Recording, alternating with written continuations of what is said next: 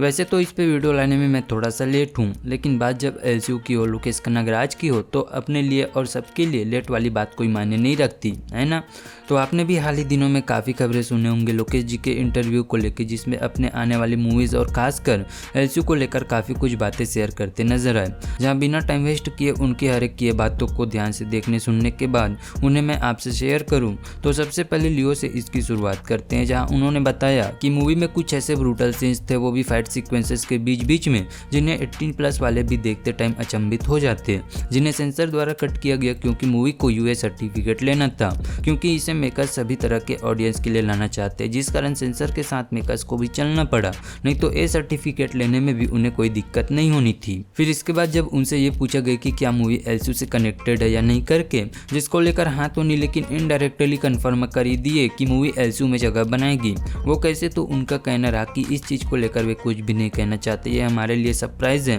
कि आप मूवी देखो और समझ जाओ कि मूवी एलसीयू का हिस्सा है कि नहीं है। मगर उनके द्वारा इसे ना बोलना ही इसको लेकर क्लियर कर देते हैं कि मूवी एलसीयू का हिस्सा है, क्योंकि इस स्थिति में उन्हें भी पता है कि अगर मूवी एलसीयू का हिस्सा नहीं होता तो ऑडियंस का गुस्सा प्रचंड रूप में दिखाई देगा, और ऐसा वे बिल्कुल भी नहीं चाहेंगे कि उसका नुकसान मूवी को ही हो। तो ऐसे में वे पहले से साफ साफ बता देते कि हाँ मूवी एलसीयू में एग्जिस्ट नहीं करती, लेकिन उनकी चुप्पी इनडायरेक्टली इसको क्लियर करता है। अब यहाँ पे एलसीयू की बात कर ही दिए तो लगे हाथ इस यूनिवर्स में आने वाली मूवीज पे कई बातों पे भी ध्यान दे, तो उनकी लाइनअप कुछ ऐसी है कि लियो उनकी 5वीं मूवी है, जिसके बाद तलाइवा 171 रहेगी, फिर कैथी 2 रोलेक्स, विक्रम 2 सूर्या के ड्रीम प्रोजेक्ट और प्रभास के साथ एक मूवी होनी है। अब इतने मूवीज लोकेश के साथ बनने हैं तो तय है, मगर एक इंटरेस्टिंग पॉइंट आपने भी मिस कर दिए कि वे कहते आ रहे हैं कि 10 मूवीज डायरेक्ट करने के बाद वे ट्विटर पे बस एक ट्वीट करना चाहते हैं कि वे अब सिनेमा से रिजाइन ले रहे हैं। मीन्स कि उनकी टोटल मूवी 10 होनी है जिसे वे डायरेक्ट करेंगे, जिसके बाद वे और कोई मूवी नहीं करेंगे।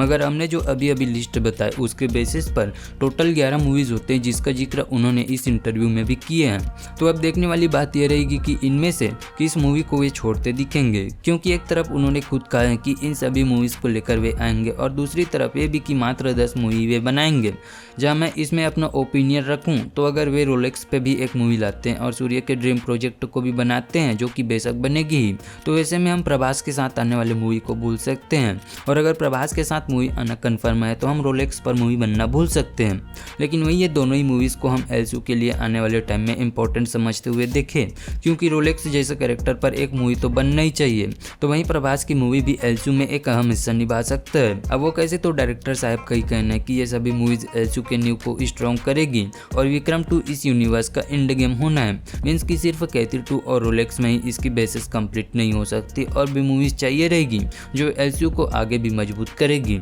जिसके लिए तलाइवा 171 तो नहीं होगी, क्योंकि मूवी भी एलसीयू में एग्जिस्ट नहीं करेगी। तो ऐसे में हमने लियो में अभी तक आंध्र तेलंगाना स्टेट से भी काफी हेवी रिलेशन रखते देखे हैं, तो प्रोबेबली वो प्रभास की मूवी होगी जो कैथी 2 और रोलेक्स के बाद इस यूनिवर्स में एग्जिस्ट कर सकेगी। फिर आखिर में हम विक्रम 2 से इस यूनिवर्स का एंड होते देखेंगे। तो ये थे लोकेश कनगराज के द्वारा अपने सिर्फ एक ही इंटरव्यू में किए बातें लियो और एलसीयू को लेकर। इसके अलावा तो वे अभी लियो के प्रमोशंस को लेकर लगातार इंटरव्यू करते दिख रहे हैं, तो काफी कुछ आने वाले टाइम में क्लियर होते और भी नजर आएगा।